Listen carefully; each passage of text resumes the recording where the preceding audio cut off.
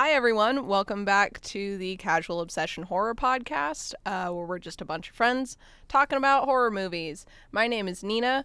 I'm Emma. I'm Noah. And I'm Jeff. Yay! Yay! So this week, we're talking about something a little different. We did possession movies for the last couple, or ghost movies, and this week we're doing something that has no ghosts at all. Spoiler. I was a big fan. Yeah, this one is called The Invitation. It's a 2015 horror movie. It's on Netflix right now, October 2020. It's about a group of people who get together for a dinner party and goes down. Oh, things go down. Things go down. I'm so sorry. Do you want me to redo that one? No. I'll just beep it and then it'll be funny. Okay, good. Yeah. So I think that basically sums up the plot as well as I can, but without getting into any spoilers, because it is really just a basic kind of premise. It's mostly focused on the different characters and their interactions. Their main character is a pretty sweet dude. He goes to the house with his girlfriend and his ex-wife and her new boyfriend, husband, I don't remember which, and a bunch of other friends are there. And the kind of awkward friendship kind of thing is the focal point of the movie, and it's pretty great. I really enjoyed it. If we're gonna get into kind of what we thought of it, how did everyone else feel? I liked this movie well enough the first time that I saw it, which was a couple of months ago, I think. But the first viewing, I didn't like it enough to probably watch it again. So when we decided that this was the one that we were going to do this week, I actually wasn't all that excited. But then when I watched it, I wound up seeing a lot of things that I didn't notice the first time that I watched it. So I actually came out of the second viewing liking it a lot better than I did the first time. Nice. Yeah, I feel that. It's such a slow burn. When you're watching it the first time, I think you're just trying to put together what's gonna happen and how things are gonna happen and go down. So being able to not have that as a pressing matter while you're watching it again makes it a different experience. Yeah. Mhm. Yeah, for sure. I, for one, very much enjoyed this movie. I would say that if the concept or anything just kind of piques your interest, or if you're wanting to try to watch the movies that we're watching as we go, I would suggest avoiding trailers. This is definitely a kind of movie that's best if you go in blind. Mm-hmm. And I mean, I'll be honest, that is my opinion for probably every movie. yeah, but If you can. yeah, when Nina said that we would be watching this movie next, I decided to watch a little bit of a trailer because I had never heard of this movie before. And as I did, about halfway through, I decided to stop because I just felt like the trailer was going to spoil things and it would be best if I just went in blind. And Yeah. I actually watched the trailer again this morning, and it definitely spoils some things. So Yeah, this is Yeah. definitely a movie that benefits by not knowing anything about it. yeah, it's really fun Absolutely. to watch it and try to piece everything together. It's definitely a good time. Absolutely. Yeah. I think already just saying a bunch of people get together and things are a little awkward and then comparing it to Get Out, I think that's all you need to know going in. Yeah. I would also say if any movie, because the other ones we've talked about so far are, first of all, pretty popular. Yeah. People already know pretty well. The directors are pretty well known, if not in the horror community, then just overall. But this one's if any of the movies we've talked so far, you know how we discuss them. This is definitely the one to pause the podcast, go watch it. It's not really long at all, Yeah. and then come back. It's an hour and a half, hour 40 minutes. Not bad at all. Yeah. Yeah, But- very reasonable length. Doesn't overstay its welcome. Yeah. It definitely could, but I think the pacing was pretty It was really well interesting. done. Yeah. It was I think really the, well the done. pacing's real well done in this one. Yeah. Mhm. I would I say was a big fan of how the whole movie flowed. I'm sorry. Go ahead, Emma. I was just gonna say that just to add to the non-spoilery synopsis, I think it is important to know just overall that it's a dinner party, but it's a dinner party in which the main character is going to see his ex-wife and her new boyfriend after they've been completely off the grid for 2 years. And they suddenly show up again and invite all their old friends to this dinner party. So I feel like that's an important piece to know as well. So there is a bit of a kind of like weirdness going into this dinner party from the beginning of the movie. Yeah, absolutely.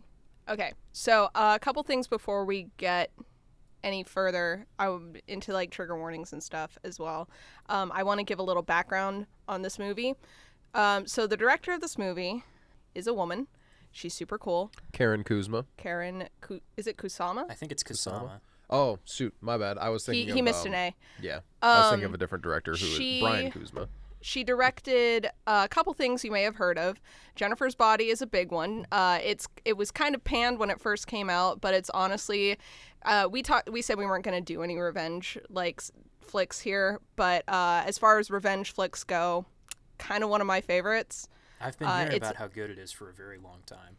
It's so campy, but it's great. And then in an anthology, XX, which is an all-women horror anthology, and it sucks. It sucks so Really? hard. I was gonna say, I I've did not not heard like that. it at all. I did not like any of the segments except for I really liked Karen Kusama's.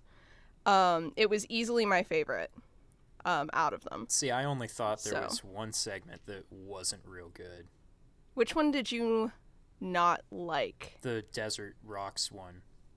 That one was like, I I couldn't get into it. I thought it had a lot of neat, like, potential to it in A terms lot of, of- like, Native American folk horror. Mm-hmm. That's a massive untapped market, but I felt like Yeah. they went in a really lame direction with it. But you see, that was my problem with the anthology as a whole, was that I felt like a lot of the concepts that they had were really cool, and then the direction that they took them in, I did not like. I think that only is felt my that way like. about the one. So, all right, agree to disagree, I suppose. Yeah, that's fair. But I really liked her segment, and then I think I liked the birthday one. I liked that one a little. I liked the concept for that one. But yeah, What about so the she's box? direct. You didn't like the Huh? box? Oh, We're shoot, not talking about XX. What's in the Sorry, I box? forgot about the box. That one's cool too. Okay, so maybe it didn't suck as much as I thought. Maybe like the bad ones like really It sticks poisoned out my so view of it. hard. I really did not like Karen some of Kusama those. makes good stuff. Is the point? Karen Kusama. The point is she has done other things that are really cool, but the tone of Jennifer's Body specifically is so different from this that I did not put two and two together that they were the same director until just recently. Oh.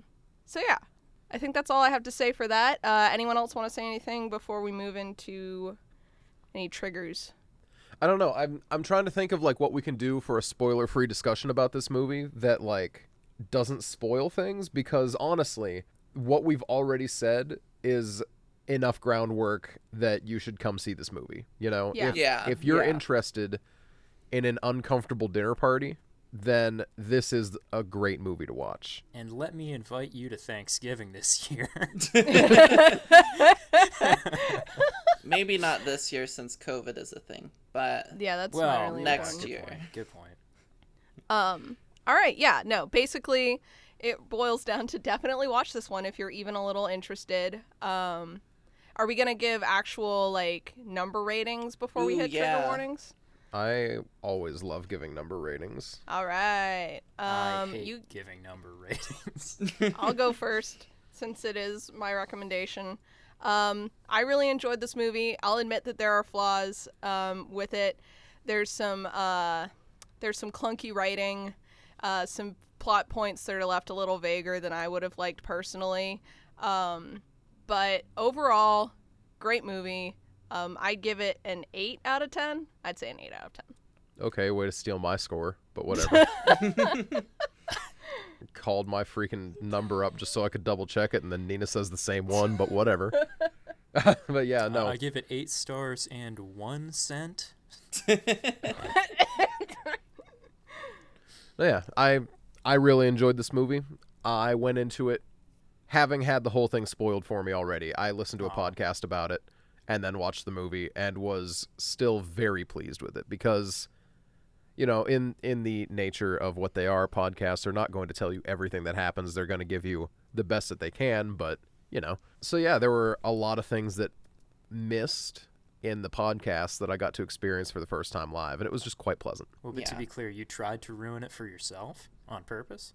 Yeah, well, here's the thing, right? There are movies that I don't plan on watching, and when one of my favorite podcasts reviews it, I'm like, well, I wasn't planning on watching this, so I'll go do it. Or it'll be something like, you know, Friday Jason X, you know, Right. and I'm not gonna worry about spoiling Jason X. I already know the gist of Jason Goes to Space, you know, so I wasn't worried about having this spoiled for me. And now that I've seen it, I wish I hadn't because it's a good movie. It is. Very much worth going into totally blind if you can. Yeah, for sure. Yep. I would give this. This is definitely my favorite movie that we've watched so far. I would give it a solid 8.5 or a 9. Oh. I very much enjoyed it. And I'm that's gonna get high into praise. all the reasons I enjoyed it here in a few minutes. Yeah, I would so we need to I'd give it like we need to interject. What? Oh, I thought you already gave your number. I thought you legitimately gave it an 8. Me? Oh, no. No, I would Oh, give it what's like a 7.5, I think. Mm-hmm. Yeah, works for me. Because it's real good. It's not the most fun watch, though. I would agree. Like, I if love I were to slow watch burn it movies. for... Me If I were to too. watch it for, like, discussion purposes again, I would do it. But I don't think... You know, when I have, like, a Saturday evening to myself and I'm sitting down to watch a movie, I don't think this is one that I'm going to reach for. That makes sense. Mm-hmm. So, yeah, a solid 7, soft 7.5. Valid. I can I think respect that's it. totally valid. Yeah, for sure. To clarify, by the way, when Nina was shitting on XX, Okay, yeah, I'll just she pop in really confused it quick. with ABCs of Death, which is, I mean, you're going through. You got ABCs of Death sucks. okay. That's no, the no, one no, that no, I no, can no, no, no. clearly You've say okay. sucks. No, incorrect. You have 26 very short shorts throughout this thing. There's a majority of decent ones. I thought it was majority. Yeah, I guess fine, and then a couple there's that some really bad that ones. really stunk, real stinkers in there. They had some cool animated ones as well, though. That's the thing. One of the I mean, animated ones like, was the one that stunk. If a... How long is this movie if it's got 26 individual shorts? It's 2 hours and 4 minutes. 2 hours and 4 minutes. It's one so, for Oh, each wow. letter of the alphabet. So they're getting what, like 3 minutes apiece? I can't do math. Somewhere between 2 to 5 minutes, depending on which Wow. person it is. Okay, so if you're stuck with that short an amount of time for a short, then like You can either do a really cool short story or you can do a real stinker, especially when you Yeah. have to work within the confines of a letter, because all of the focal points of each short had to be based off a letter of the alphabet. that's a really Anyway. cool limiting factor. But oh man, that could so easily just suck. Was the one And for they were X disputed. based on X gonna give it to you? That would have made it so much better. I think X was a unfortunate one. And it was basically X is for double XL, in which it's kind of like Stephen King's like Thinner. It's kind of one of those like Someone who's overweight cuts all the fat off of their body and then dies. yeah. Whoa. Oh, okay. That's Yeah, exciting. anyway, so speaking of stuff like that, let's talk about trigger warnings. Yeah. Which, for this one, this is the first movie that I'm going to say I have a pretty strong trigger warning. I'm pretty sure I mentioned at the end of last episode when we were talking about which Yes. movie we were going to watch. Noah was able to get an actual timestamp for the scene in question. If you have a problem with self-harm, there is a pretty graphic self-harm scene that happens at the 11:30 mark. yeah. So from there on, it's somewhere between 11:30 and 12:30. It happens. I couldn't get the exact thing because, you know, Netflix's view code is not the most accurate thing in the world, but It's a lot earlier than I was expecting. Mm-hmm. because And it really And then it- pops out of yeah. nowhere as well. Yeah, Honestly, a lot yeah. earlier than I was expecting too. I remembered it being somewhere like 20 minutes into the movie.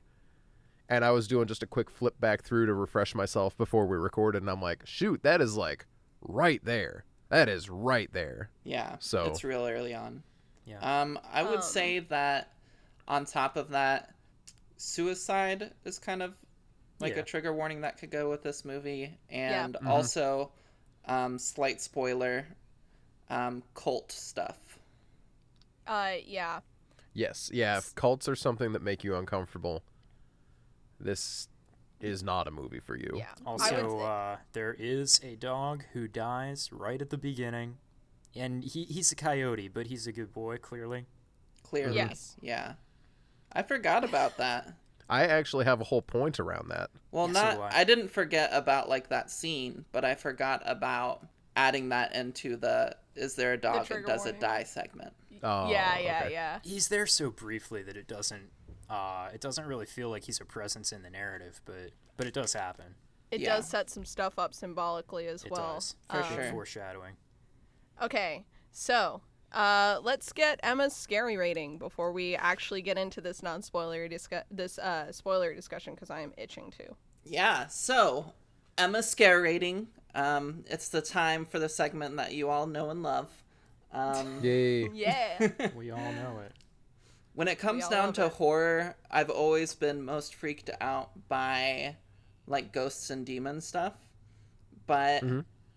I've never really considered cult stuff to be a part of horror or the horror genre. Like, it's just never registered with me. Like, oh, of course that's a plot point for certain horror movies. And cults are freaky. I studied religion. I have a bachelor's degree in religion, so I know a lot about cults. And they're just very unnerving. And this movie is very unnerving.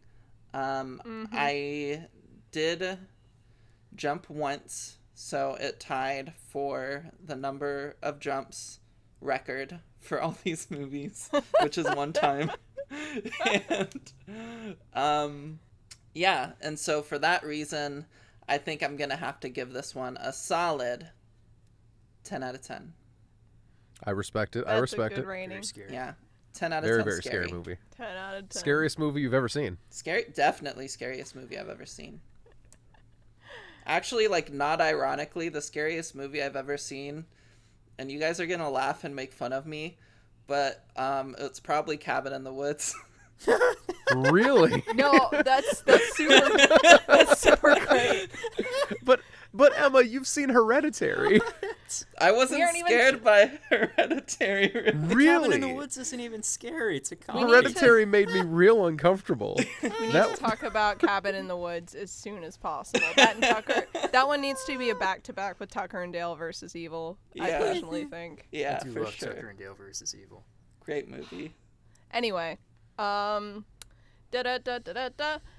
let's get into an actual discussion here. I'm gonna give a spoilered synopsis really quick, and then we can start talking about it. So, in this movie, as previously mentioned, a man, Will, and his girlfriend, Kira, are going to a party.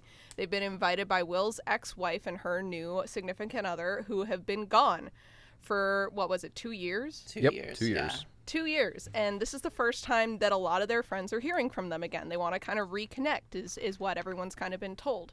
So you have a cast of characters. You have I don't remember all their names, but I can tell you who I remember off the top of my head is Will and Kira, obviously. Eden, who is Will's ex-wife, and her new significant other is David. They have a few friends that are mutual friends. They have a gay couple. I do not remember their names. Tommy I think one was and Miguel. Adam. I was gonna say, I can't Oh. believe that you Yeah. forgot about Tommy and Jeez. Miguel. Tommy and Miguel. That you have Ben, who is kind of the the put upon one of the group that everyone kind of makes fun of.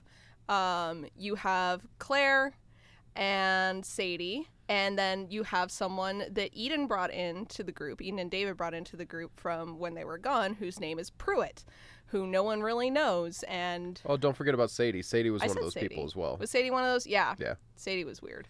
But yeah, Pruitt's the one that I want to focus on a little because he has some weird things to say. Well, me too, actually. Pruitt was the character that resonated the most with me.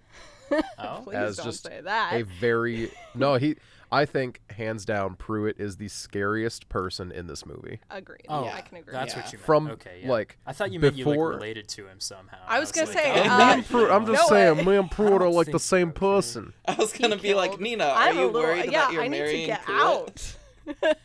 Get out. See, we tie it all together. Oh my God. But no, Pruitt, from even before we knew anything bad about him, He's already he made scary, me yeah. he was real uncomfortable. Mm-hmm. Now I was watching just because Jeff called them out on Twitter after they did Insidious right after we did. Oh. I decided to check out Dead and Lovely's take on The Invitation, and they have a very specific criticism of Pruitt at this party, which I think is really funny. Can we? We'll jump into that, but Nina, go ahead and finish. Oh, I'm yeah, sorry, Let yeah, me, I guess let the me finish. summary Let me wasn't wrap done. this up. So as the night goes on, things get a little weird. It kind of goes from just being awkward to they start doing this kind of never have I ever style thing, where they start being like, oh, be as truthful as possible, and they start like Just saying what they want. saying what they want, which is like to have sex with other party members, for instance, or to do coke. There's a lot of discussion of like just the wildest desires that this group of friends have. And through this discussion, it kind of comes to light that when Eden and David were gone, they were inducted into a cult.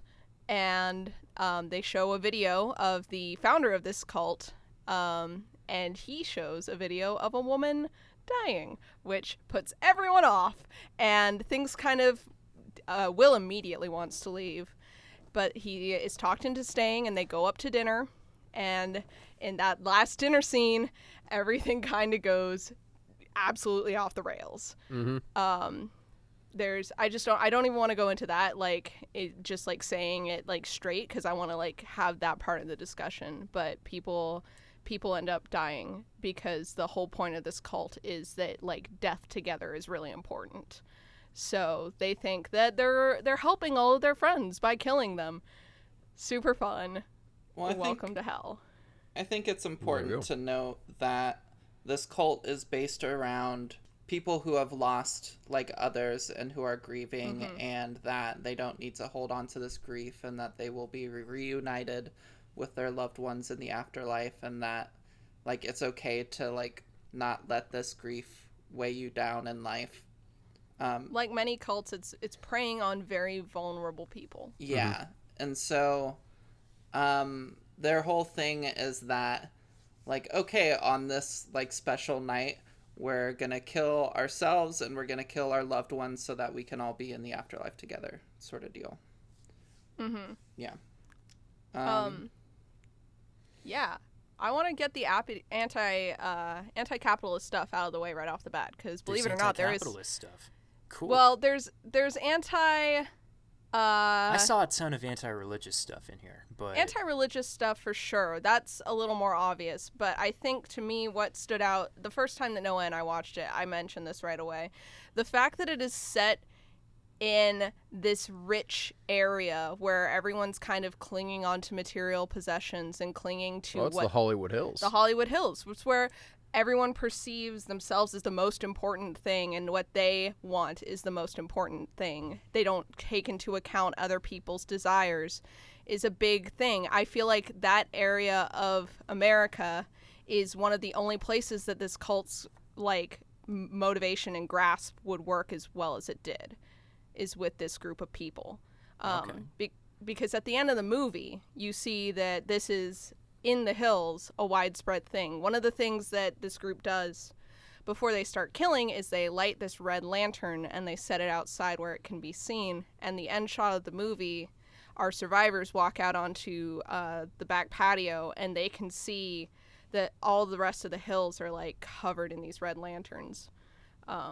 So I loved that revelation. And afterwards, the first thing that hit me was like, this wouldn't work in a lot of other cultures and groups, but this specifically targeted a rich group of selfish people by making it this kind of like spiritual getaway that draws in that type of person, preys off their vulnerability, and then sends them back out as selfish people who think they're justified in killing their friends. Yeah. Yeah. But yeah, that's my big takeaway. And I'd like to put a big asterisk on friends too, Oh yeah. because it's made very clear at the beginning of this movie that none of these people have seen each other over the last 2 years, you know? Like, Well, not necessarily that none of them have seen each other, but none of them have seen Will and none of them have seen Eden. yeah, Yeah. no one's seen Will or Eden. And, you know, it, due to the conversations, could just be clunky exposition, but due to the conversations that the people are having, I'd say it's a very safe bet that a lot of the people in the group also have not spent a lot of time together over the last couple of years. You know, everyone just possible. seems really surface level catching up. I mean, some of them know? I feel like keep in touch because Miguel and his partner, what was his partner's Tommy. name? Tommy. At the dinner party, there's like a quick kind of like scan over the table while they're all small talking and joking around, and they're talking about like Claire sending them emails of funny like penguin videos or cat videos or whatever, and always being worried that it's going to give them a virus. And so I feel like some of them have That is at true. least like That was kept very in funny. touch and talked or like hung out, and like Mm-hmm. Claire I and think- those two guys were definitely very close Yeah. at the beginning of the movie when they were all together.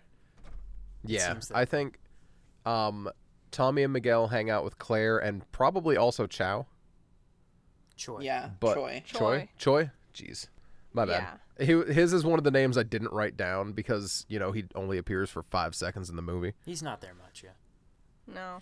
But yeah, I get the idea that they hang out with Choi because Tommy has opinions about him. Yeah. Yeah. And granted, you know, like, I have friends from years ago who I would immediately pop into the group of, oh, you know how John is, you know, he's always like this, you know. You might not be like that anymore, but that's how I always am going to remember type of thing, you know? Right. Yeah. So, I don't know, maybe that's it, but I do get the vibe that a majority of these people, while still considering each other friends, definitely haven't done anything over the last 2 years Yeah, together. certainly the entire group hasn't been together. They may have hung out like individually and stuff. They may have Yeah. kept in touch a little, but it's all kind of peripheral at this point. For sure. And with that, with all of that, pointing out that Eden is the one who put together this guest list, basically, you can tell. And to me, what's really interesting is that she talks about moving on and letting go and all of this stuff, but she clearly hasn't moved on or let go of these relationships that maybe she should have, in a way, especially with Will, because Well, let the poor man be. let the poor man be. Oh, Let leave him him leave, alone, yeah. please. But that's who she decided that she wanted to die with, was these people, even if some of them, specifically Will, doesn't even want anything to do with her anymore. Well, and Yeah. also her new guy, David was his name. Yeah. He kind of looks like the Walmart version of Will. Yeah, he Same really scruffy does. He beard, do. He's got similar hair, and it looks like he's in that awkward growing out phase. Like he's trying to look more like Will. They're dressed in the same kind of clothes, all the same colors. Yeah. Mm-hmm. Well, I will say that we haven't mentioned this yet, but an important thing about the relationship between Eden and Will is that they're divorced because they had a son who died in an accident and they couldn't Yep. deal with the grief, and so they separated. And they've both handled that grief in different ways. Eden kind of went to this cult, whereas Will has just kind of tried to find a way to live with it and keep moving on, and he still very much carries it. But Yeah. um, We're not going to say that Will's doing a better job than Eden. No. Like, maybe he is a little, I just was- because he's not killing people. He is actually trying to deal with it. I was though. going to say, I would say that he's doing better than Eden, not because he personally is handling things great, but because he's not, He's not killing people. He's He's not killing not people. helping alleviate his own pain by trying to get other people to commit to things with him. Yeah, true, if yeah. anything, he's trying to feel his own pain a little bit more because he feels that that's the way out. He deals with all his problems very, very directly. Like, I mean, they hit the coyote at the beginning of the movie, and he's like, well, I guess I have to beat it to death to put it out of its misery. And then, like, for the entire rest of the movie, every time he starts to have a bunch of, you know, uncomfortable feelings, he wanders off into the house to whatever room in the house is going to stir deal those with it. feelings up the most, Yeah. so deal that with he it can address it himself. directly and actually deal with it. Yeah. Yeah. Well, you find out as well that even though Eden and her new boo are very much showing that they are like happy and they're doing good and they don't have these negative feelings anymore because of the cult, they still very much do. And Eden later on in the movie confesses that she still feels like incredibly hurt by her son's passing and that she's struggled. And you can also kind of tell that because of the prescription meds she has to help calm her down that they end up using to try to kill people. But but it's kind of this like, it's this beautiful way of talking about how cults target like the most hurt and vulnerable among us, with all these promises of kind of family and love and moving forward and not feeling like so hurt anymore. And you kind of try to distract yourself with all of this, but you still have this like emptiness and pain that instead of like directly confronting and trying to find a way to live with or cope with, you're just ignoring it and trying to move forward. Yeah. I And thought that was really good. that's very good. And I think they did a good job of depicting what I like to call multi-level marketing scheme syndrome, Yes. which is Eden isn't fixed as much as, but she tells everyone that she is, and she refuses to, she acknowledges it out loud, but part of her is seeming to express that that's just the case because she hasn't finished the ritual yet. Right? Like, she still is trying to convince herself, even though it's not working and everyone can tell her it's not working Yeah. as much as she says it is, she's bought too far in. It's a sunk cost fallacy. She can't admit that this isn't working because she doesn't know what else will work at this point. Yeah. And to a point, I would argue that her boyfriend, whose name is David. David. David is in a very similar position as well, but he's drank a bit more of the Kool-Aid. Yeah, because- he's bought in further. Yeah, because they talk about how he was a druggy record producer who's just kind of like very much spiraling down, and then he found this cult and he's much happier and stuff. But then through the movie, it's revealed that he actually still has drugs in the house. And so that kind of hints to me that he's playing up this whole thing of like, oh, I'm recovered, I'm better, but he's not actually out of anything at all. no, he still is using. Like, I think a character even jokes that like, wow, you're the worst like recovered Yep, that druggie was I've Ben. ever I've ever heard of. And it's because he's not. He's still like relying on all that, and he's still having a hard time coping, but is just kind of putting this front. I would agree. Speaking of cult members and the way that they kind of play into and portray what the cult stands for in order to bring other people in, because each of these people has their own kind of way of doing it, let's talk about Pruitt. Good old All right, Pruitt. so Let's talk about Pruitt. Dead and Lovely's take on Pruitt was he's the old guy that doesn't belong at the party, but is unwilling to admit that he's the old guy that doesn't belong at the party. And they're like, yo, if you're ever the guy that shows up to a party and you realize you're like an easy 10 years older than everyone there, then just go home. Don't be the old guy at the party. And I didn't realize what initially was setting me off so much about Pruitt until they said that. I'm like, That's oh, kind yeah. of it, though, yeah. He really, outside of being one of two people, well, three people counting David, at the party that none of the friend group knew, outside of that, it was, you know, he's such a domineering presence in the room. Yeah. And when they play, what was it called? I Want. When they played their game, I Want, he's just like, I want to tell you about my wife.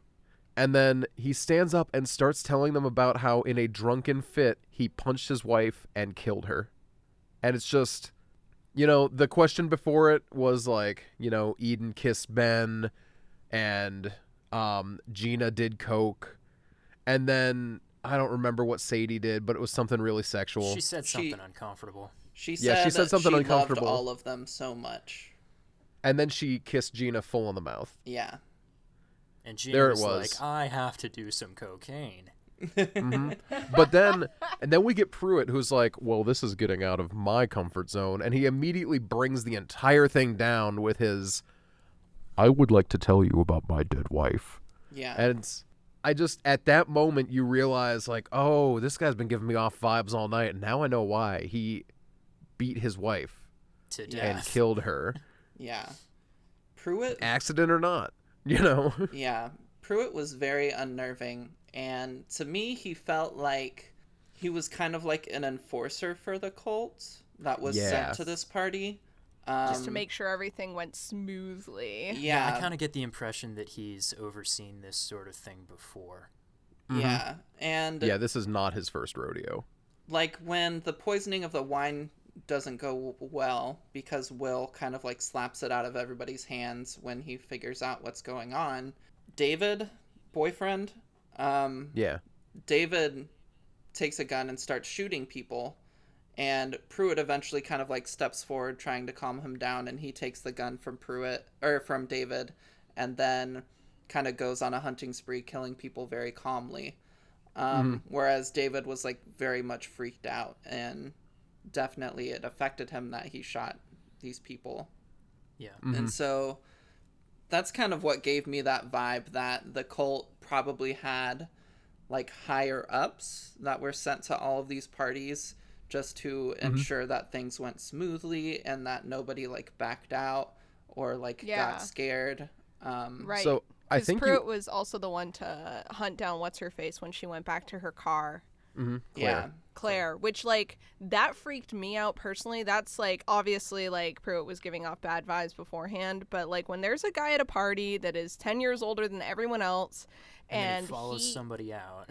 a young woman Yeah. at that is already like I knew he was like this sounds terrible. I knew watching him go out that his intention was just to kill her, but there for like women in like this world, there are like things that you run through your head when an old man is walking out to you after your car. You're like, "Oh god, this is Yeah. it." Yeah. So And that scared me. yeah, and we don't even actually know if Claire survives. Like, Will is watching through the window to make sure that Pruitt doesn't fuck with her and she's actually able to get out and leave because Will is a good friend and I love him Yeah. because Yes. when Claire was getting uncomfortable at the party and talking about how she wanted to leave, David and Eden were trying to convince her to stay and like, no, like stay a but bit Will longer. pushed really hard for her to be allowed to leave. Yeah, Will was like, hey, she's uncomfortable. Let her leave. Like, and did not What's back your down. issue? And then was like, hey, Claire, do you want me to walk you to your car? This is a good guy friend move. If your friends are uncomfortable or are leaving a weird space or just walking to their car alone at night, Get him out of there. offer to walk them to their car. Be like Will. Yeah. But Can we so put she the, says the like more you know piano thing in after you say that. I'll do my best. Get your friends away from that party. Da, da, da.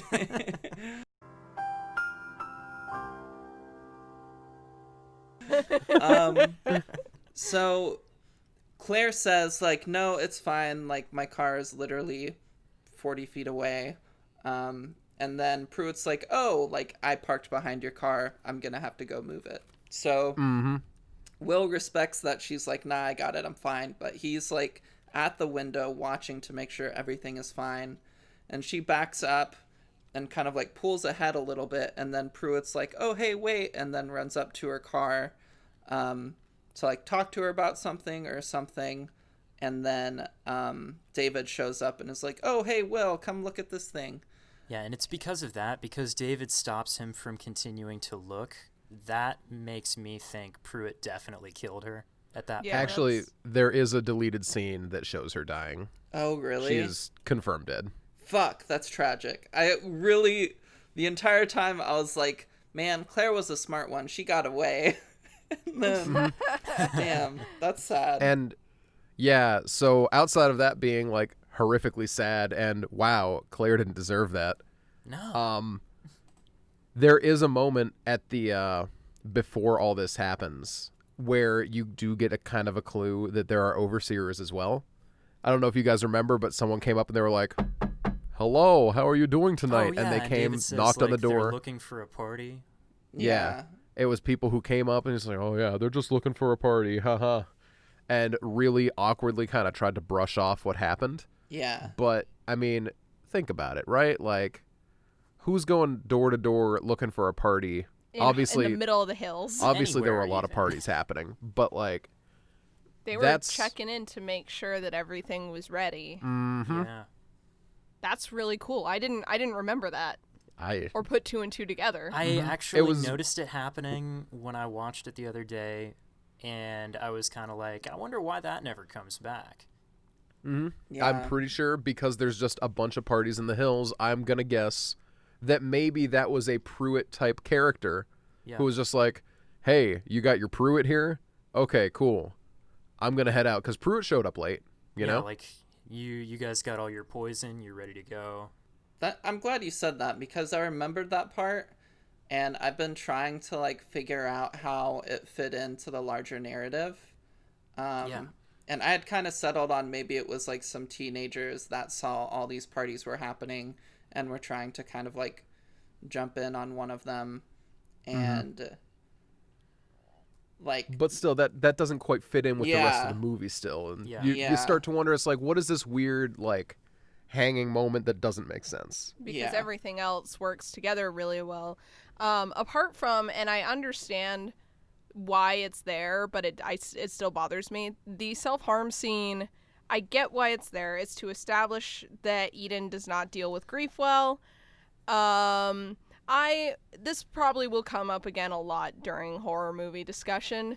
I am not a huge fan of showing things that like real people deal with like that in such a graphic way. Like there are ways to talk about it, especially in this movie because like up until the end there wasn't a lot of graphic stuff going on and it felt really weird and a little gratuitous to just kind of have that. Then again, that is something that personally is triggering to me. I didn't expect it to come out of nowhere. It made me want to turn off the movie a little bit the first time I watched it. So all I think is that like there are other ways to get the same message across Yeah. without doing that. Yeah. And it's early on in the movie where they don't really talk about their son's death in a linear way. It's just kind of hinted at in like small scenes throughout the movie, or it's kind of like talked about a little bit. But by that point in the movie, you know nothing about like, oh, Eden and Will had a son who died. It just kind of, the first kind of hint or anything that something was like happened between them was that scene of Eden cutting herself in the sink and Will trying to like pull her off of herself and like help her. And obviously we know it's like later on it's because of the grief of losing her son, but at the time it's just like very much out of nowhere and it's very shocking. Yeah. And it doesn't, to me, again, since it is such a slow burn of a movie, that is one part to me that kind of felt out of place with the rest of the pacing. Like, I get what its purpose was, once more, like, dude bros don't come for me, but this is not a Nina is a snowflake moment. You're gonna see that this is a pretty consistent view that I hold just in general, is that if you can show something in a way that's not gonna be gratuitous, unless the whole movie is gratuitous, like a Saw movie or something, then like do whatever you gotta do, man. I know what I'm getting into. But in The Invitation, that just was like, oh, okay, is that how we're playing this? All right. Yeah, for sure. Yeah, I think it was a pretty surprising hit. Yeah, I think when it comes down to it, we all probably have our own personal triggers that we'll like touch on at some point. But yeah, that's a pretty big one for a lot of Yeah. people.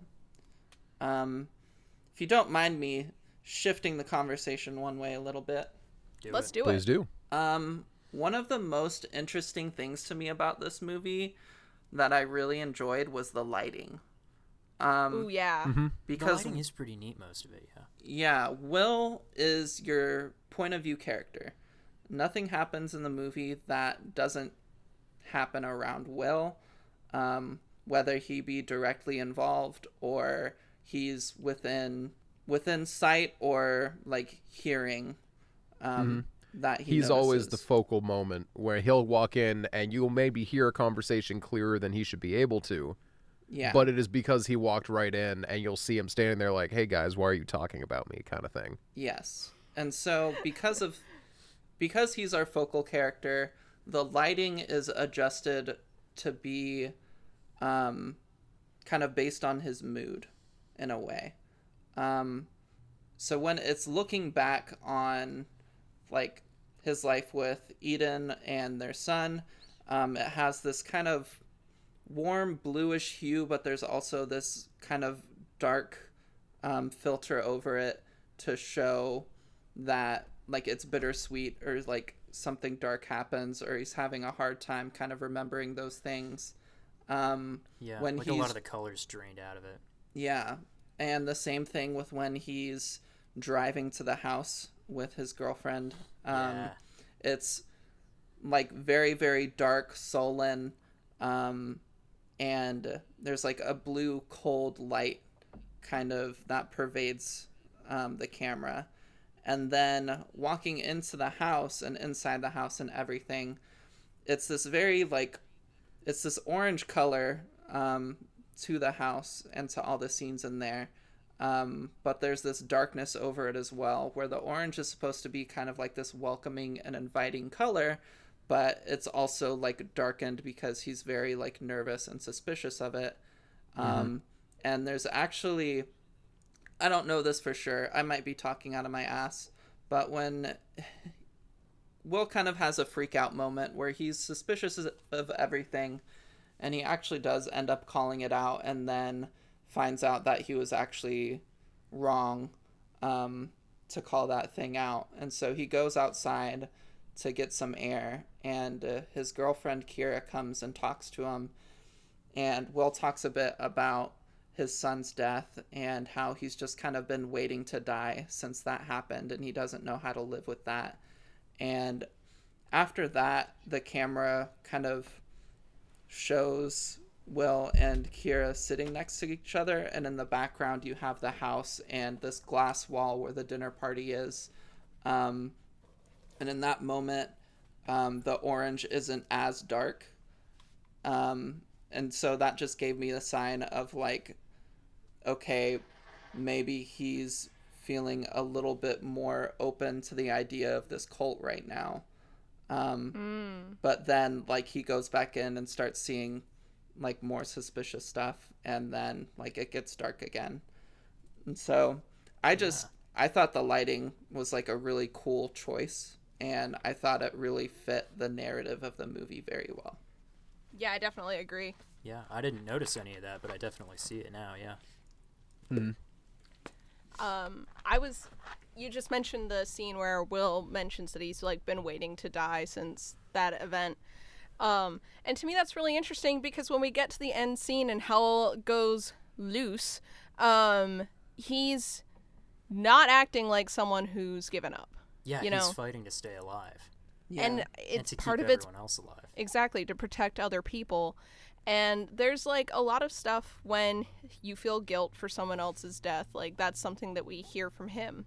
He's like, he feels guilty, and I don't think he's willing to let something like that happen again. Like if he a lot of people died, but he was able to keep some other people alive. And I don't know, we don't know what will happen to him after the movie, but I hope that like me hoping for a fictional character, I hope that he's proud of what he managed to do this time around. Yeah. And I think it's interesting, kind of talking about hinting after the movie. This was a thing that my roommate Stacy brought up was how at the end Eden dies because she shoots herself in the stomach. And so it's a very slow death. And I'm going to talk about that in a few minutes. yeah, after the killers are all gone, we'll say, and things calm down, Kira and Will end up carrying Eden to the backyard to die. And Stacy was saying how that's a very like cool and interesting moment because it shows that with this new partner of Will's kind of helping carry Eden, it shows that like of course this is a guilt and these feelings of your son dying and everything are gonna stick with you, but like your partner is here with you to help carry it with you. And that like Kira carrying Eden is a symbol of like we're passing this on, but I am here like with you to help shoulder this burden sort of deal. One of those things where, and Will and Eden are both bad at this, where if they had reached out for help in a better way, none of this probably would have happened. Yeah. they could have Because, had- obviously Eden went to a grief support group, and that's how she ended up getting involved with David and the cult, right? Yeah. But I don't know, it's kind of clear that there was not a lot of communication between Eden and Will, because he seemed pretty taken aback when she tried to kill herself, Yeah. Like that was something that hadn't even crossed his mind, it kind of seems like, Yeah. He obviously is making his statements about how he's just waiting for the day that he just doesn't wake up, but But he's not going to go do it. yeah, and obviously he's not handling things any better either if that's the world that he's living in right now. Yeah. And it's one of those things where it's neat that for as clunky as some of the other exposition in this movie is, that there's a lot of subtext that you can actually read out of these moments, Yeah.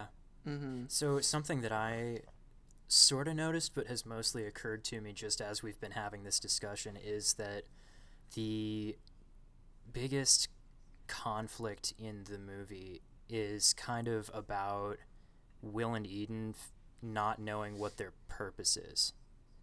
Yeah. When their kid died, they didn't know what to do with that, and that's why they've both been doing so poorly, because they don't know what to do for themselves. They don't know what the purpose of their existence is, and that's, I think, symbolically the reason that Eden shoots herself in the stomach. She shoots herself in the uterus because she thinks that parenthood, creating a child, was like the only reason for her existence, and if she's not doing that, then like what is she doing?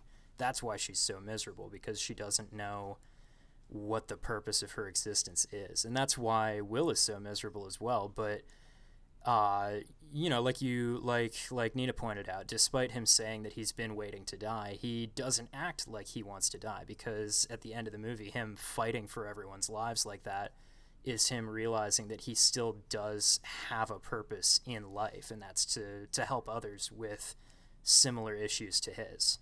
I think that that's something that maybe he doesn't realize as much until it happens. Yeah, absolutely. And then sometimes, like, I think it's really interesting how much everyone loses at the end, even the people who live. Like, which was it, Miguel or Tommy that lived? Tommy. Tommy. Tommy. Poor Tommy. That was heartbreaking. Yeah. That was like one of the saddest moments. Was you see this pretty healthy couple through the whole movie, And they want a kid. and They plan on being together for a very long time Yeah. because they want a Yeah. kid together. and that was just really sad. Like, how selfish.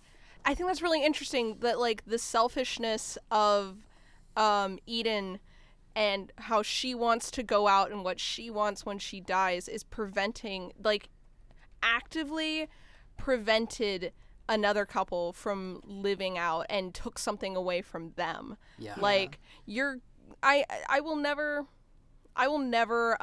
say that someone has to like stick with someone through like a time of grief if that other person is being toxic, the way that like Eden was to Will, because that's like, you could say like, oh, if Will and Eden had like stuck together, if Will had like reached out to her or in a different way, maybe she wouldn't have gone to this thing, and maybe they could have, since they seem to have very opposite ways of dealing with things, if he had stuck around, he would have been able to see the red flags of this cult from the beginning, and she would have been able to say some of the things that she says in this movie that are kind of spot on about the way that he deals with grief, Yeah. but maybe a bit kinder and less culty. But like, Just a little less culty. Not a lot, just enough. Just cult but light. like, instead, like, because of how she and both of them kind of approached it, we see how grief. We see how grief doesn't just kind of eat away at your own relationship, but if you pull people into that grief, sometimes you can damage them in a way as well. Like, getting help is important, absolutely. But make sure that you're getting help from like a professional, someone who's signed up for it. Sometimes you can't just go reaching out to like every friend that you have, because you'll end up hurting them. Yeah.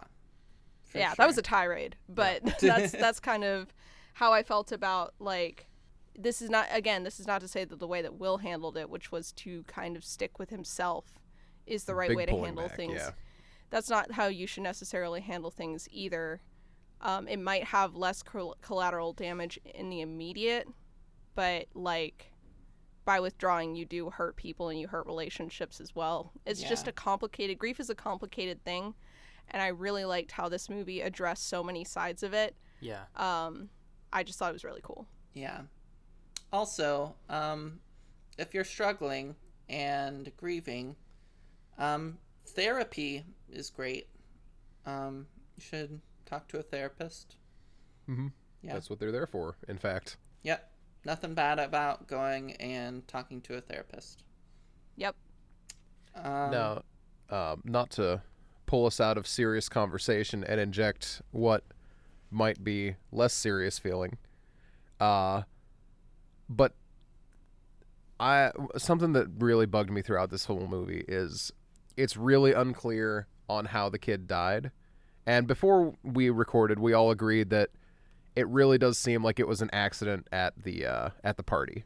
Like some kid just accidentally hit him with a baseball bat and he died. Yeah. Is I think what we pretty much agreed on. Yeah, I Yeah. think that's what we came down to. So, thinking that has been like kind of putting some things together as we've been talking. There's a lot of people that get beat to death in this movie. That's true. That is true. We got the coyote, and then The we coyote have... right off the bat, and then we find out that's how Ty died as well.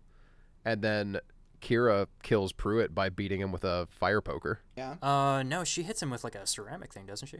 Oh, Yeah. ceramic thing? Block. Oh, I thought she had the fire poker. Yeah, That's Isn't my it mistake. exactly It's a chunkier like thing. it my bad. mirrors really well what happened to Pruitt's wife, where Yes. she hits him, but then he falls and hits his head on something else, and that's Yes. what wounds him. Yes.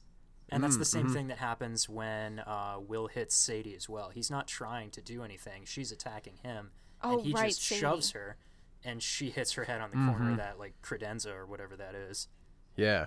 There's a lot of accidental killing in this movie in like self-defense, and you can draw it back to because I got to be honest, I really didn't enjoy the flashback sequences as much because they were so they were so unreal that it was kind of hard to always tell what was always happening in them. They were a lot of like they were kind of flashy, they were a little fast. Yeah. Which is nice. I don't want a drawn out like flashback sequence, those get little And there's just excessive. so many of them. Any movie that has a lot of flashbacks, it's going to wind up being very, like, either it goes well or it really doesn't. Yeah. Exactly. So I don't want to have to put up with that kind of thing. But what was kind of nice was, or not what was kind of nice, I'm sorry. What was neat to see was like how much stuff like that tied all together throughout the movie, where it's like, I see. This is a whole lot of this isn't what was supposed to happen that just keeps happening. Yeah. 'Cause, I mean, even right down to the way the party ended, where it just like spilled out into violence. That's not what was supposed to happen. It was supposed to be in their peaceful- minds, an ideal little peaceful passing of everyone onto the next life together.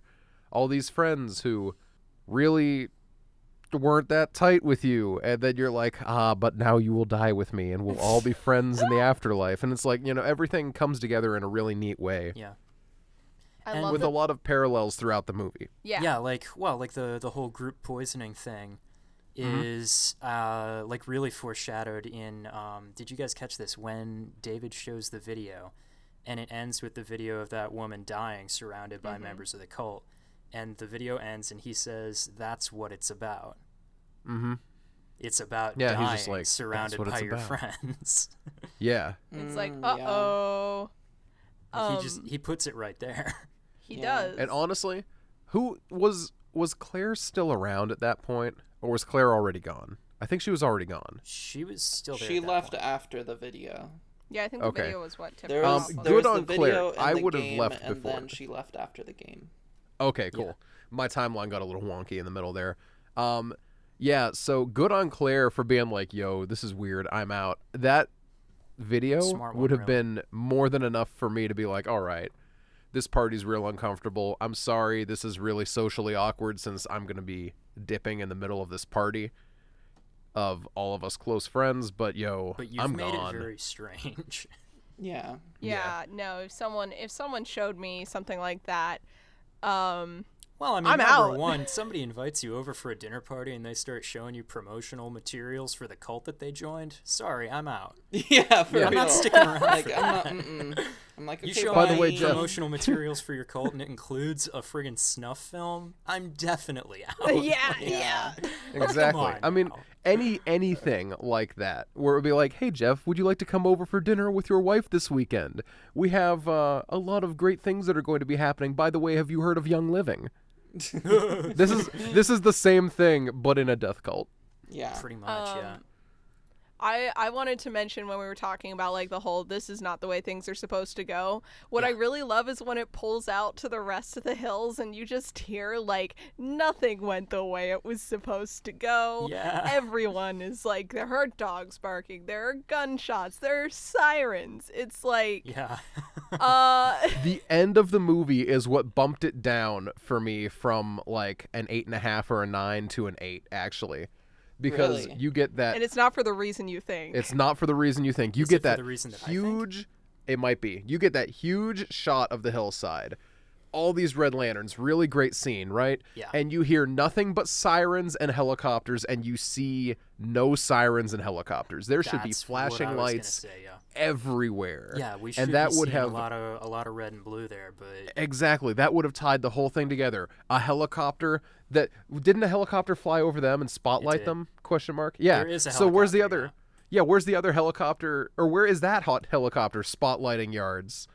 Like, you don't see that. You don't see the cops. You don't see ambulances. You don't see fire trucks. You don't see any of the emergency responders that would be out there handling a mass cult suicide situation. yeah, that's a little bit of an issue. Clearly, it didn't go well in almost any of the places. I would hazard a guess that at very few of the places did it go down how it was supposed to. You know? There were like 20 Because red these lanterns on that people are hillside. acting weird. Mm-hmm. Anybody can see that. You know what I for, just for, thought about? for oh yeah, go for it. What's up? Because like one of the weird things for me is we haven't like really talked, like we've mentioned that it's in the Hollywood Hills, but this is a fucking nice house. Yeah. Yeah. And all the other houses around it are very, very nice, I imagine. Mm-hmm. They all look And- nice enough. They, obviously being a horror movie, like, they have to be like, oh yeah, like, you don't get cell service out here. Sorry about that, haha. But for this place that Actually- has a shit ton of rich people, why would there not be cell service there? No, You that's- feel that's like Yeah, actually yeah. a real thing in the hills. Yeah. Really? In the hills, You it is a actually don't huge get thing. good service there, apparently. Mm-hmm. Yeah. Oh. Stupidest thing, but because no one wants to have their home area marred with a big cell tower, they get Interesting. terrible service. And actually, also, I think that's helpful in a symbolic kind of way. It kind of shows how the cult has kept them separated from reality. You know, they're not connected to the rest of the world, and they're Yeah. trying to pull everyone else into their state of disconnection with them. Yeah. Also, just saying real quick, I doubt that any of our listeners are involved in a cult unknowingly. And it's hard to classify what is a cult and what's not a cult. But one of the key hallmark things to a cult is that they will limit your ability to interact with the outside world. Either limit it or completely stop it from happening. So if you're in, or if you've been struggling lately and a friend invites you to this group and they're very controlling and very concerned about you interacting with your family and friends, or they want you to like come and live with them or all this other stuff.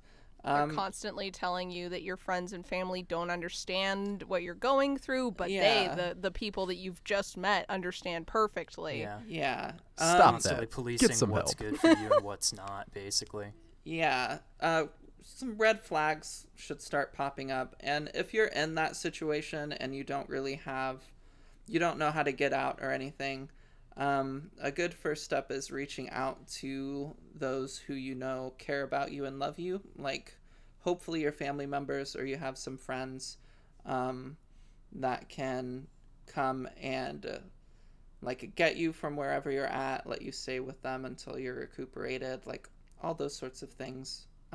Also, if you do happen to be in that situation and you're able to get out, going and talking to a therapist is definitely a big suggestion, because being in a cult fucks with your perceptions a lot, and you'll need help working through some of that stuff. Mm-hmm. So that's the PSA for the episode.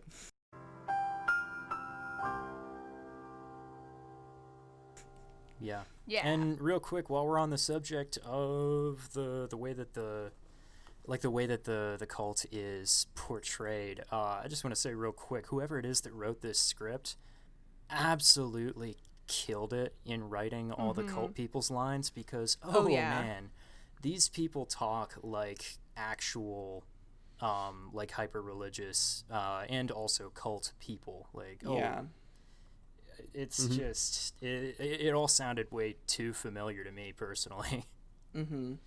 Yeah, you're looking at Matt Manfredi and Phil Hay. Yeah. They did a good one. Yeah. And it's because, like, with ghosts and demons and various other things, you can argue whether or not those are real, but cults are actually real. They actually exist. Yeah, and this there stuff actually does happen in real life. Yeah, there are, like, mass suicides / murders because of a cult. And so you can actually, like, study the language that they use for communicating with people and, like, all those other things, which I think probably lends a lot of credence to why it felt so real how these cult members were talking. Yeah. It reminded me of a church that I used to hang out at for a while. Ew, that's creepy. Yeah. Yeah. That's why I stopped going there. Props. One thing about writing cults, writing cults, it seems like you can just pick a cult off like real life and just kind of go forth with it and kind of do like just kind of base your cult off an existing one. This is not to flex, because I think I did a really bad job of it, but I attempted to write a cult recently, and this movie just showed me everything that I did wrong, because I was so impressed. They made the leader, like, when he spoke about things, they made it make sense. They made everyone else really convincing about just, like, why someone would join in the first place. Because I think something in a lot of cults, or cult fiction, where there is, like, a cult involved, sometimes it's hard to understand why someone would have joined this cult in the first place. And I think this movie does a good job of breaking down, like, the psychology and the reasons that someone would feel safe or want to be a part of a cult like this. Yeah. Yeah, for sure. Because they started out with things that are perfectly reasonable. Why wouldn't you buy into that? But then they just bring you in, like, one step at a time until eventually you get to the extreme things, but you've already you've already bought into every step previous to that, so why wouldn't you just keep going? Yeah, for Mm-hmm. sure. They haven't steered you wrong so far. And that's how it works. It's just like JoJo's Bizarre Adventure. It is. Starts with an ordinary story about a pair of stepbrothers who can't get along, and then you're like, vampires are real. Okay, for narrative purposes, I'll buy into that. And then 2 seasons later, you're watching a man play a baseball video game to try and win his best friend's soul back from a villain, and you've got no questions at all, because you got there so gradually. That's such a good way of putting it. Oh no, I hate how accurate that is. Oh, yeah, no. It even all of the people pitching me JoJo's Bizarre Adventure and me saying no, stop telling me to watch JoJo's Bizarre Adventure. But then in a moment of vulnerability, quarantine, I finally watched it. And I'm not gonna recruit anyone. I think it's fine, but I didn't like it that recruiters much. are pretty annoying. The show's fun, but leave people alone about it.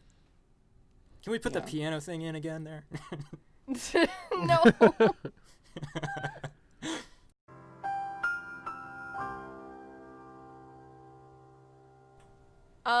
Do we have any other points that we're thinking about? Yes. Because honestly, yes, I do as well. Go for it. So real quick, Emma, is yours a quick one? I don't want to cut you off if yours was also a quick point, because I have mine written down. I can remember it. You go off, King. Okay, so at the beginning of the movie, Will has to kill a coyote, and he clearly heavily zones out about that, right? Like he's just He's like, barely there. oh, Yeah, well, from the here we beginning, are. He's like, well, all right. So there's a scene during dinner when Will had to step outside and Tommy's coming out and he's like, hey, dude, are you okay? And right when he says, are you okay, there's a coyote yelp in the background. Huh? Oh, I didn't notice that. interesting. No, so the only reason I noticed that this time is because I didn't hear it when I was watching it on the TV. But when I was flipping through real quick right before we recorded, I had my subtitles on and it said coyote yelp and I could hear it in my headphones. Thanks, subtitles. Yeah. Helpful. But yeah, I thought it was really interesting when Tommy's out and he's like, hey, Will, you doing okay? And Will's just like, Yeah. Yeah. Yeah. That's interesting. I had my thing was also about the coyote. Oh. So oh, nice. I'm glad that you brought Take it that away. up. Because what happens with the coyote in the beginning of the movie is they're driving to this dinner party, turn a corner, and this coyote jumps out in front of the car and they hit it. And so he gets out, sees the coyote still alive but is dying, and so he gets a tire iron, kind of pulls it away from the car, and then Mercy kills it. And I feel like from the perspective of the cult, they're Mercy Yes. killing their friends. I actually had that Because- written in my notes. If nobody else talked about it, I was gonna. Yeah. Yeah. I was literally just thinking about that too. I'm so glad we're all on the same. Yeah, we're all on the same page. Look at us. But so while the cultists are talking about their cult's outlook and everything, they're very much talking about we've all lost something, we're all hurting, you don't have to feel this way though.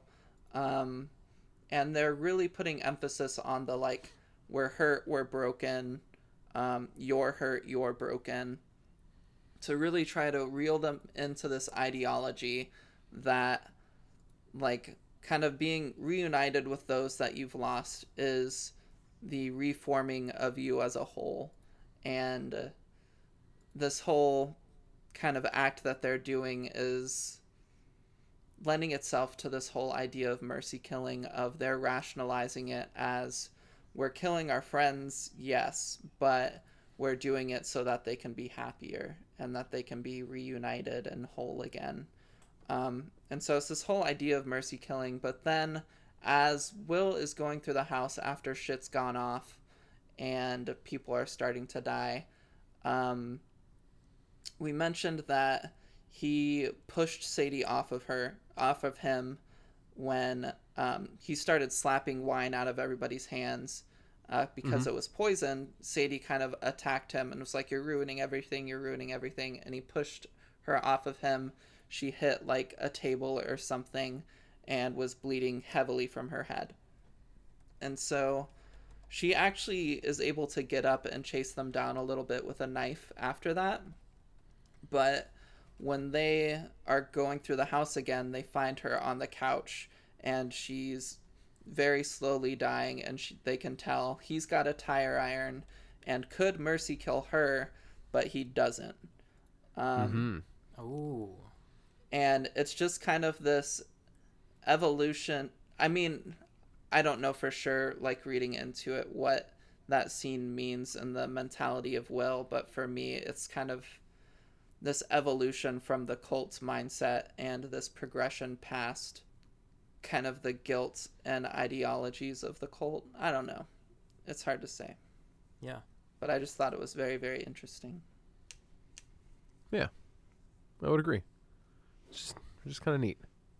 Just kind of neat. I think it was a really well written, self-contained story. I really like. Again, you mentioned like, oh, ghosts and stuff. Debatable whether those are real, but you know what's real for sure? We all know it's real. Cults.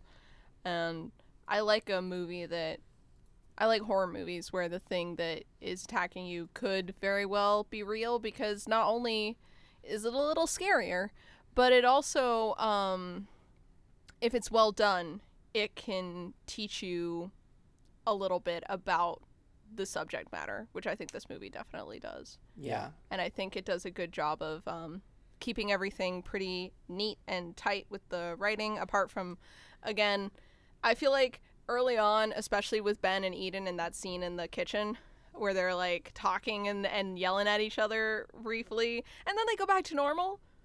What the heck? That whole scene, Yeah. clunky, weird, A little bit. lended a lot to the awkwardness of things, though. I did Yes. love that. The awkwardness is very well portrayed. Because Hey, this Will, event would you be remember very me? uncomfortable. Like Ben with his like, hey, Will, you remember me? The guy that you were in business with, and it was great, and then it wasn't. And he's like, Ben, it was never great. And he's like, to each his own. It could have been great. It's just like, Yeah, that's kind of what an was odd that? beat. Like, why would he say something like that? Because every other introduction in that moment was really smooth. Like Gina comes up and she's like, oh, you must be Kira? Yeah. Oh, that's great. Miguel and Tommy are like, hey, have our baby. That was a Yeah. little weird. That was really But- weird. It was It's awkward, like, but- have our Another very baby odd right moment, now. Yeah, just a weird thing to say. But you know, like everyone there was like super chill, and then Ben's like, well, baby, you remember me? We did coke, and then our entire business empire collapsed. Hey, it's just like, no, Ben, what was that? I think all the exposition we get about Ben serves literally like exclusively just to show us that he's not happy. Exactly, because his other exposition is, hey, Will, wife I always is wanted to angry." bang your wife. And it was just like, hey, buddy. Well, and when Remind- that they're just reminds me like of that- in the kitchen together, and he's like, "Well, you know, things aren't great at home for me, but what can you do?" It does a good job of setting up. I think that's part of what they were trying to do early on, that they succeeded with sometimes and not with others, is that a lot of the people at the party could have been susceptible to the cult because of like how well they were doing in life. I don't think that Miguel and Tommy were, because again, they were kind of planning on, you know, being a happy couple in the future. But like And- Gina and Ben, on the other hand, both seem to be pretty unstable, and maybe if Will hadn't have been there to freak out and also support what was her name,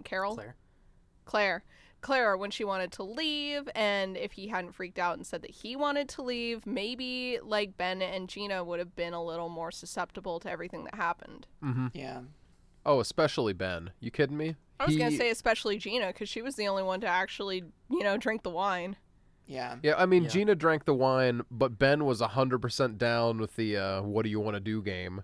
Like, you know, everyone, I mean, Gina did score some coke out of that game. Yeah. she did. Like, they A were lot of both very coke. down with that. Yeah.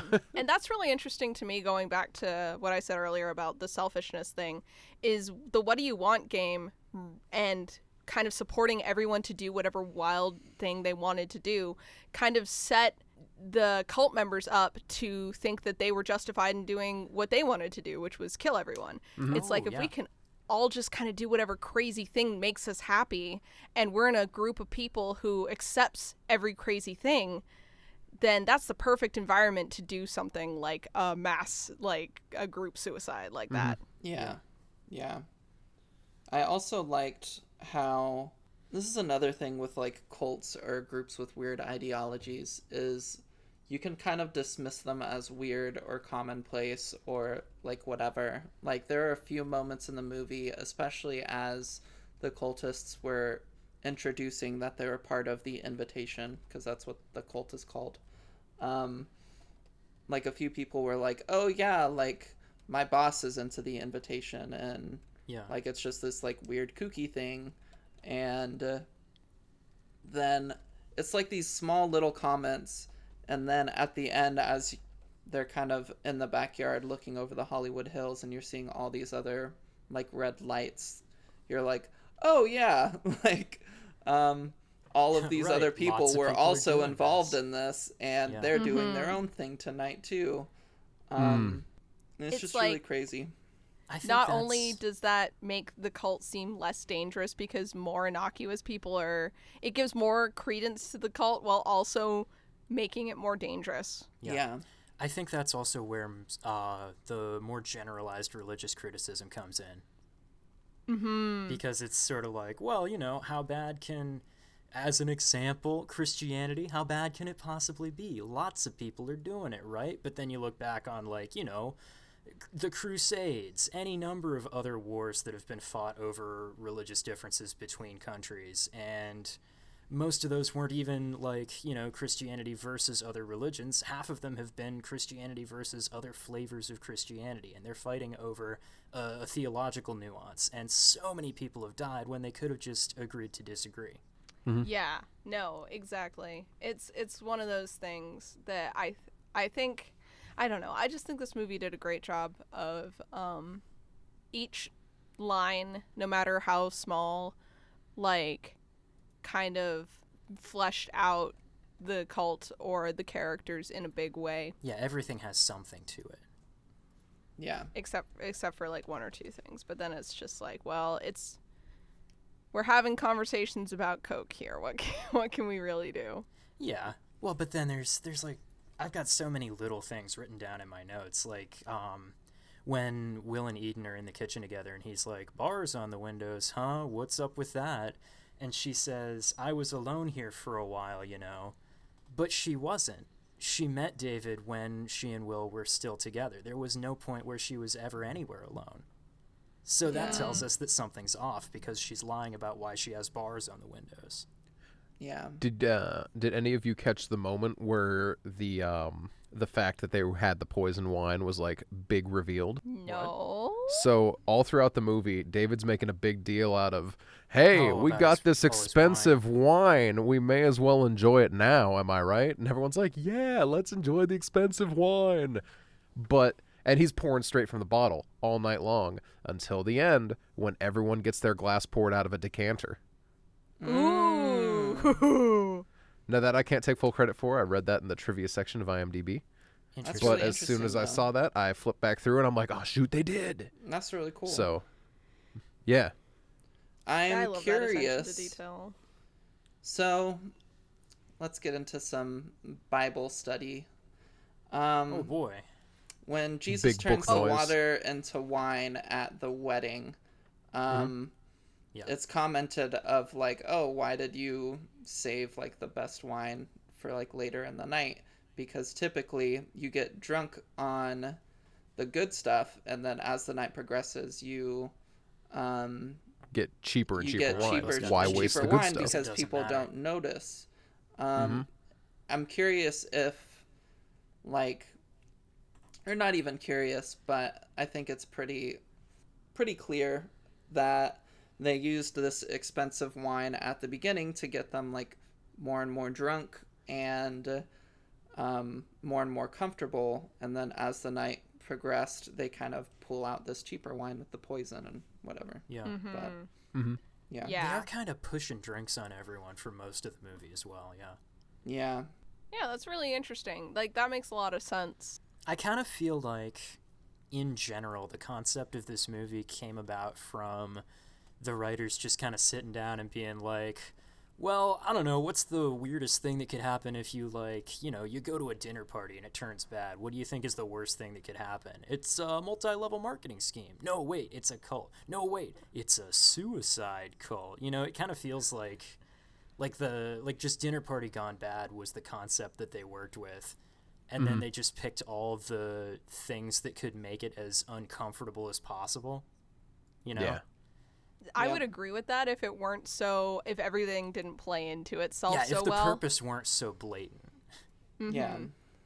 Like, but it definitely, like, when I think, this is one of those things that, like, when it comes to, like, media that I think leaves me unsettled and leaves me thinking, it's always something that, like, the concept is taken to its natural conclusion. And I think that this, when I think dinner party with the cult, this is the natural conclusion for that. Yeah. You know, I think everything played out so well. It explored every facet of what I would want to see if you pitched this concept to me. And that's really rare in a horror movie, because a lot of horror movies have really cool concepts and then just kind of drop it a little bit. Yeah. But With this one, it really doesn't feel like they make any mistakes. So I was gonna say something about how Will, like, this movie up until the big reveal, almost is just Will being too paranoid, right? Like, you could almost play this movie off as Will is not okay, and everything that's happened is just him being, like, freaking out more and more and more until the natural conclusion. Yeah. Yeah, there could very easily have been a bigger reveal at the end of the movie where it was just him being paranoid and there was nothing wrong at all. See, I wanted to make sure I didn't get Choi's name wrong again, though, right? Right. So I go to IMDb and I check the cast list to highlight how little Choi is in the movie, right? He is billed underneath in the cast in credits order. He is underneath Follower, Annie, and Dr. Joseph from the death video. Oh wow. He is last billed in this Poor entire Choi. movie. Poor That's Choi. crazy. That's what happens when you show up late to the party. But that's something that I really enjoyed, was how Choi came in right as Will had made a big, like, hey, Choi was here hours before any of us. Where is Choi? I have a voicemail. He said he was on the doorstep about to hit the doorbell. And where is he now? Choi comes in at the perfect moment to totally destroy Will's entire thing. As, you know, if he had gone a little more, pushed a little bit better, everyone in that moment would have been on his side until Choi showed up. Yeah. Yeah, that one, like, I think throughout the movie, this is one of those movies where I kept being like, dude, say something, leave, get out of there. Why are you staying? I think that was my biggest problem with this movie. Like, It does to end suffer on from that little. to end on a negative, since we are wrapping up. I think the only complaint that I have about this movie is that if I were Will or Kira, I would have yeeted out of there pretty early on, before Claire even. I think just some of the conversation that was being had even before Claire left would have been enough for me to be like, okay guys, clearly I'm not really wanted here and I don't really want to be here, but I am someone who leaves parties pretty early, so maybe that says more about me than it does about Will. Well, but, like, especially as Kira, because even on the way over, she's telling Will, like, you know, we don't have to go there. We can just turn around and go home and it's fine. And then, like, she gets there and she doesn't know most of these people. The ones that she does know, she's only met like once, and it's so incredibly uncomfortable, and she's in a weird position to begin with. It's just like, she should have been telling Will that they're leaving, right? Yeah. I would think so.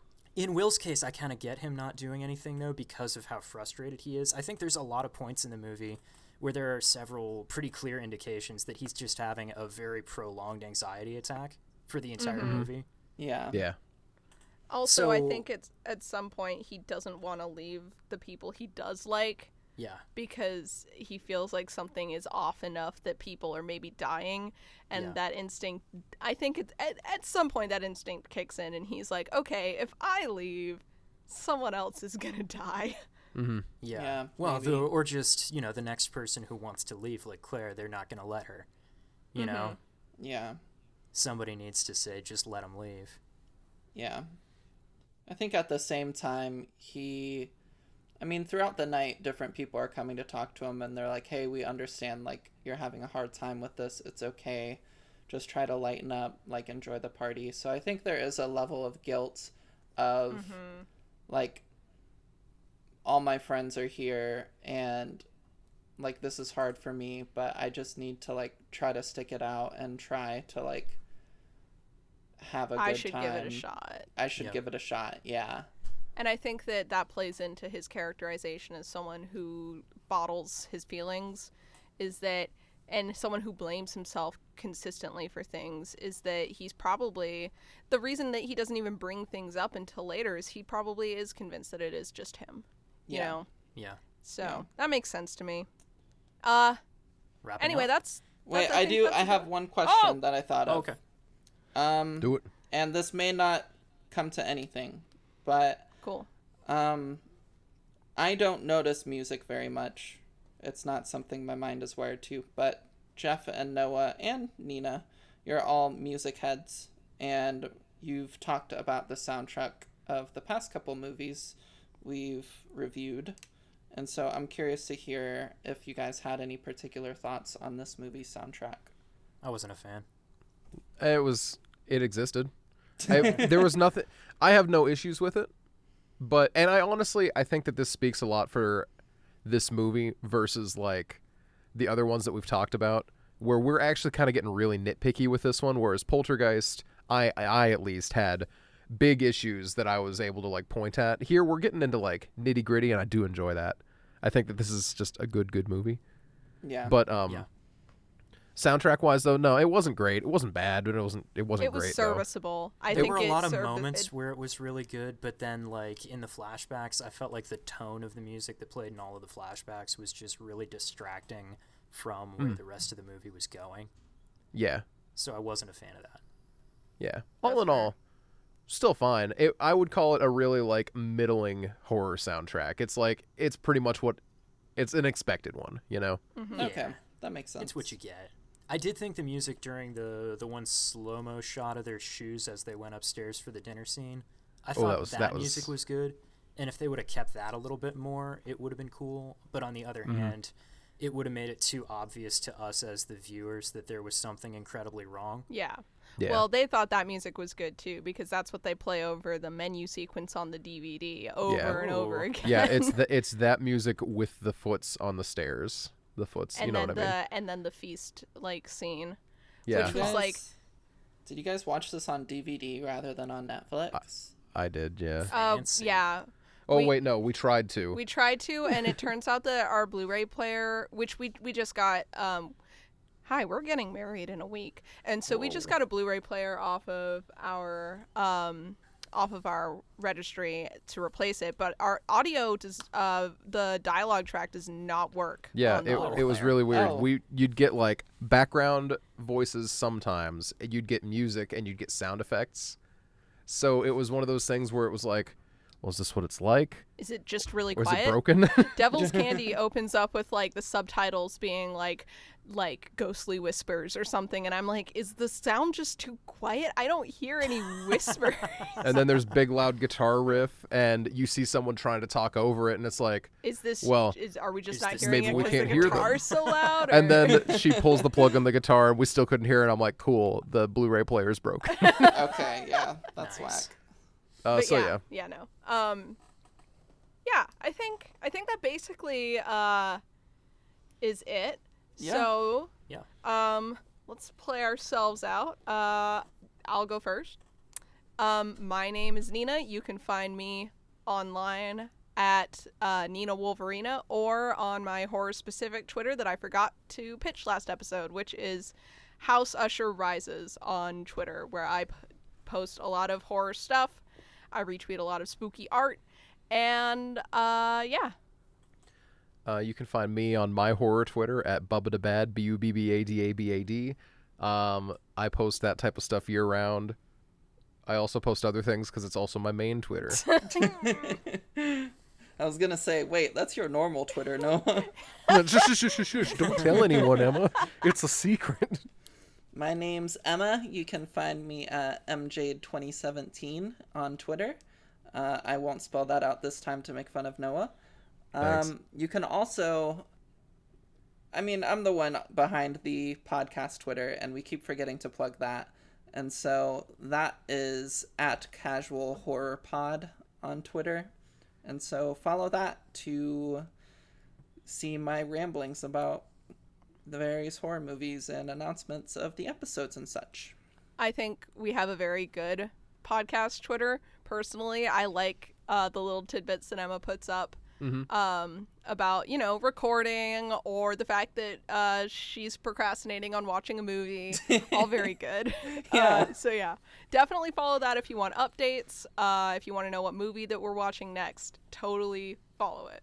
Yeah. Yeah, you can find us everywhere as Casual Horror Pod in the social media department. But also remember, give us a review on Apple Podcasts and listen on Spotify and all that fun stuff. Yeah, we're on Jeff, Spotify. I'm sorry. Oh, You Jeff. haven't plugged yourself yet. No, I haven't. So go ahead. Oh, I should do it now. You can find me on Twitter at Bubba Wubbadab. You can find me on Instagram at The Hammer of Jeff. I'm not anywhere else, so don't look for me there. There you go. Next What movie week, are we doing next? Yeah. Oh. Next time, Emma, what are we doing next time? Oh, thanks, Emma. Next episode comes out on Halloween, and so we Yeah. will be watching and talking about the classic movie Halloween. I was so hoping that you would have found another holiday name movie that was like just called, I don't know. I think President's Day is a movie.